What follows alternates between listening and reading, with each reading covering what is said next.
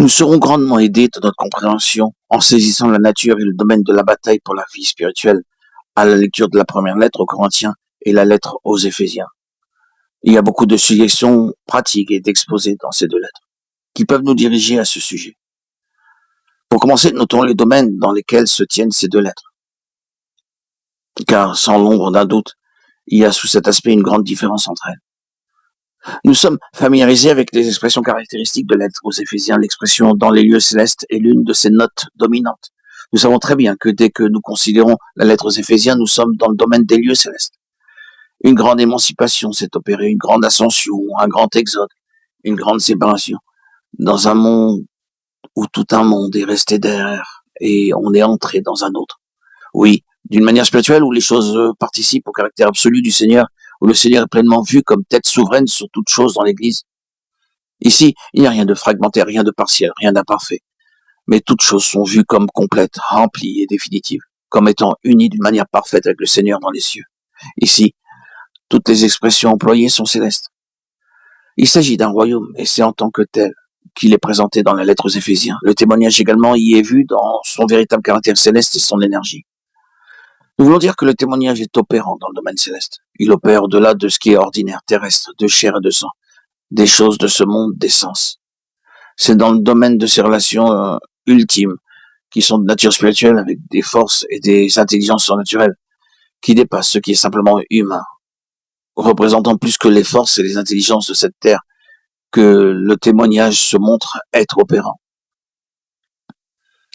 Le témoignage atteint des domaines ultimes de l'univers, touche les dominations, les autorités, les princes de ce monde, de ténèbres, les armées spirituelles de méchanceté. C'est là que quelque chose est enregistré, produit, rendu effectif. C'est là, à l'arrière-plan, qu'un témoignage est établi, accompli, exprimé. C'est un domaine céleste. Il n'est pas possible d'aller plus loin derrière cet arrière-plan. Cela se passe derrière toute chose visible, tangible, connue ici-bas, et atteint ce royaume qui est responsable de tout ce qui se passe ici. Ce royaume est parfaitement évident dans la lettre aux Éphésiens. Allons à la première lettre aux Corinthiens et constatons dans quel monde différent nous entrons. Vous trouvez très peu de ce qui est céleste ici. Vous trouvez dès le début, alors que vous parcourez cette lettre, que vous touchez ce qui est terrestre, les choses mondaines, les choses naturelles. Et combien d'autres choses de cette nature? Il n'y a rien ici de l'atmosphère céleste. Vous êtes en quelque sorte précipité dans quelques affaires sordides alors qu'il s'agit du peuple de Dieu. Sordide n'est pas un mot trop fort dans un tel contexte. Vous êtes mis en rapport avec tout ce qui est déplaisant, tous les aspects lamentables du mélange, de la faiblesse spirituelle, de l'immaturité, avec des choses que vous voudriez voir être mises de côté rapidement de manière définitive. Vous le ressentez au fur et à mesure que vous lisez ce livre. Oh, que nous puissions sortir d'un tel état de choses, de division, de schisme et querelles, de procès. Et ce n'est pas tout. Combien cela est terrestre? C'est entièrement un autre domaine. Et parce que cela est si terrestre, si mondain, parce qu'il y a une telle absence de ce qui est céleste, vous n'êtes pas étonné que le témoignage est si pauvre. Vous ne trouvez ici aucune trace d'impact sur les forces spirituelles. Si vous lisez la première lettre aux Corinthiens d'un point de vue entièrement spirituel, vous serez amené à dire que la situation est plutôt celle où les forces du mal ont pris un avantage, qu'elles n'ont pas été renversées. Vous devez admettre que l'ennemi se meut ici parmi ses sangs, foulant tout au pied. Il semble qu'il ait toute l'attitude en certaines choses, amenant celle-ci à un niveau tel qu'il est honte même dans le monde d'en parler. Oui, il est vrai que l'ennemi est un adversaire non défait en ce qui concerne ses croyants ou leur situation dans cette lettre. Il agit trop à son gré simplement parce qu'ils sont tellement sur le niveau terrestre des choses. Cela se passe de commentaires, n'est-ce pas?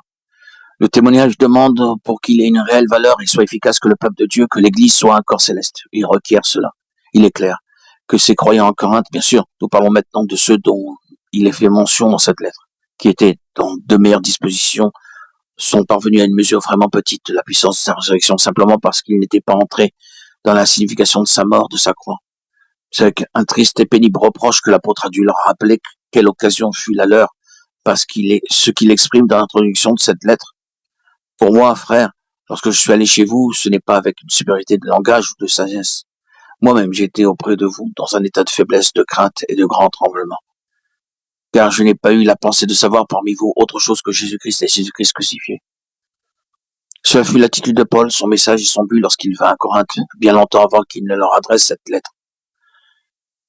Or, sa présence parmi eux mettant l'accent insistant sur Jésus-Christ et Jésus-Christ crucifié, et sur rien d'autre. Et ensuite, bien plus tard, les rédactions d'une telle lettre mettent en évidence le fait qu'ils n'avaient pas appris ce pourquoi ils avaient été présents, qu'ils n'étaient pas entrés dans la chose sur laquelle il avait insisté, étant au milieu d'eux, et toute cette situation est une constatation de ce fait. Si Jésus-Christ et Jésus-Christ crucifié est appréhendé de manière vivante, vous n'aurez pas de semblable division, pas de schisme, pas de fornication et rien de toutes ces choses. Ils n'avaient pas compris la signification de la croix. Ils n'avaient pas saisi le message sur lequel l'apôtre avait insisté d'une manière exclusive et sans partage, lors de sa présence parmi eux. Et s'ils ne connaissaient pas la signification de la croix, comment pouvaient-ils connaître la signification de la résurrection?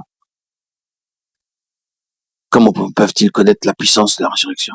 Et s'ils ne connaissaient pas cela, alors comment peuvent-ils connaître la puissance de cette vie de résurrection manifestant l'impact du Seigneur vivant résister sur les forces spirituelles? Vous ne pourrez jamais détruire la division parmi les saints en les invitant à discuter ensemble de leurs différends et en leur demandant de se réconcilier. La seule façon de traiter de telles choses parmi le peuple de Dieu est de vous agenouiller en vous occupant des forces qu'il y a derrière cela. La puissance de l'ennemi derrière cette chose doit être brisée. Vous ne pourrez jamais arranger une situation comme celle-là parce qu'elle est diabolique.